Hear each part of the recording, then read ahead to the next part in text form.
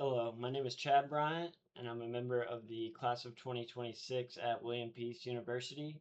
I am a double major in simulation and game design and user experience design, and today I'm going to be talking about my experience with my internship that I've been working with over the summer at 1347 Games. A little bit of background of 1347 Games. It is a nonprofit organization that is focused on bringing high quality digital simulations to the classroom. At 1347, we want students to be actively involved with their learning. So we figure the best way to kind of do that right now is to build games that teach a lot of historical content, and students tend to soak this knowledge up better because they are enjoying what they're doing. Kind of the mission with 1347 Games, like I said, engaging high quality educational technology and making this accessible to all classrooms. We want our games to run on Chromebooks. We don't want to have a lot of high specification games. We want people to be able to run these types of things from something that they definitely are more likely to have access to. So through these simulations, we want to teach them critical thinking, collaboration between each other, and kind of these problem solving skills that are rooted in these historical events, and this gives them the ability to learn hands-on rather than just reading words off the paper and studying kind of old school, so to speak. So continuing on, the CEO of Michael Perlasky, he is Michael Perlasky. He is has been my supervisor over the course of the summer. So he is the founder and CEO of 1347 Games. Um, he is a former educator that has over 15 years of classroom teaching experience. He's very passionate about this type of game-based learning and leads the development of these free educational simulations for K through 12 classrooms.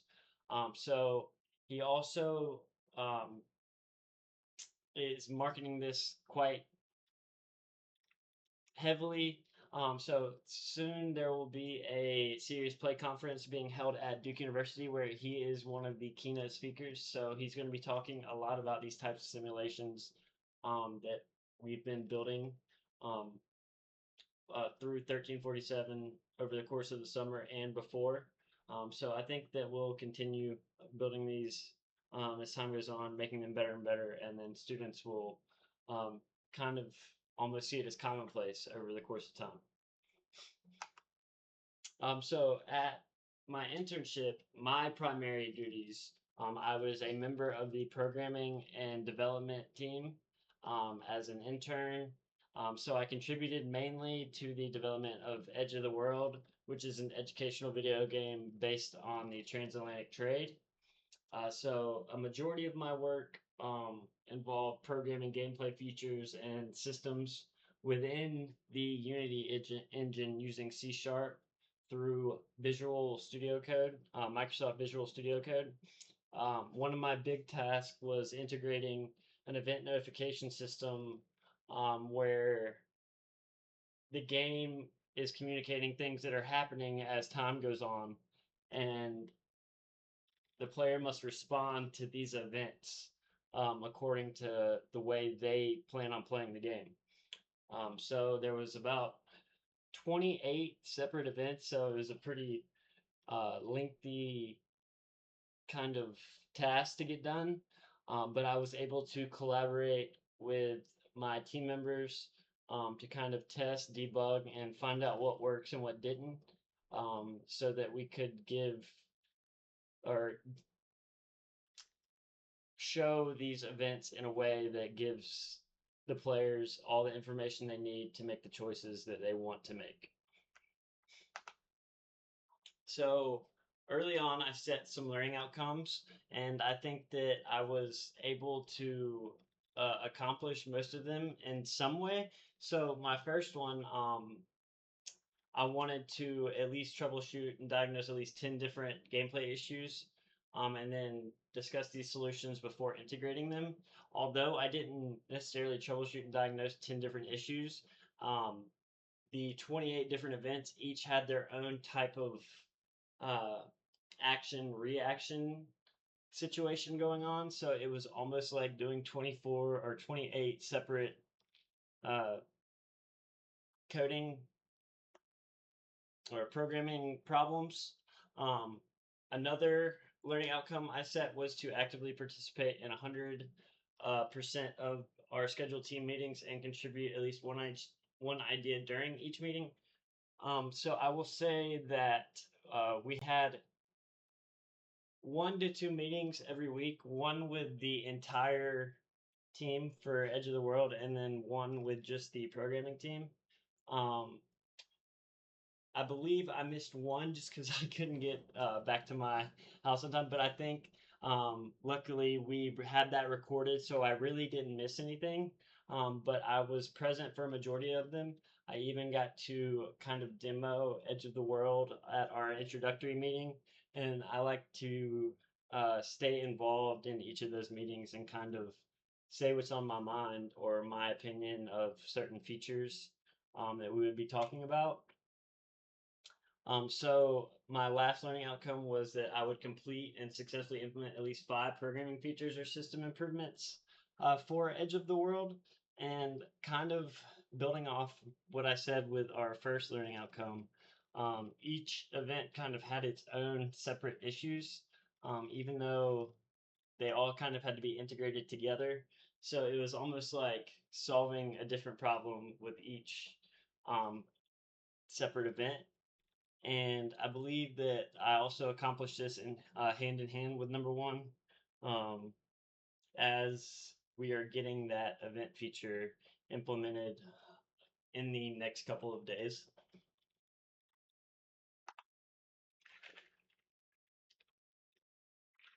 So, getting into my most memorable moment, I'm going to kind of touch on the event system again. That was my big uh, piece of the pie for my internship, and seeing this feature being getting implemented into the game was kind of my prize from the summer, of actually getting something implemented into an actual game that's going to be used and published. So I think it was really cool to kind of use those skills that I developed through undergrad, um, and using both my game design and my UX skills to kind of implement it in a way that I thought was both functional and um, kind of the concise way of doing it that still captured all of what we were trying to do. So it was very exciting just to see this kind of come to life, and I look forward to being able to implement things over the course of this next month and then into the future in my future jobs. So a big challenge that I faced was coming into the internship. A lot of the game was already made, so it was kind of strenuous to have to look through the code and understand it. Because if you don't understand what the code's doing before you start making changes, then you're most likely going to end up creating issues that you didn't see if you didn't kind of look through it before you made any changes. So to overcome this kind of challenge, I had to almost study the code that was there already and see how things are communicating back and forth, and kind of asking questions to certain people that were involved with that code at the time. And this was just kind of a test of my communication skills. I definitely improved um, communicating um, across the team, within the team, and just I always felt like I had help when I needed it. Especially with the internship being remote, it was kind of just sending messages back and forth, and then finding a time where we could gather, whether it be in Discord or emails, or sending a Google Drive tutorial or examples, so that I could have an idea of what um, was being looked for in the final product. So yes, I think I definitely did a good job of overcoming this and learning from this challenge. So I definitely think that I changed a little bit throughout this internship. It was my first time being actively involved with a programming team. It was my first time working a fully remote job where there was no office or gather place of gathering for my teammates. So um, I definitely improved my programming abilities with it being a programming internship. And also with that studying of the code and learning what the code was saying, I was able to improve uh, my problem solving and how to debug certain parts of that code. Uh, with the remote part of the internship, I definitely learned how to work effectively in a remote professional development environment, and I became more comfortable talking to my team and receiving feedback remotely because that was something that was completely new to me.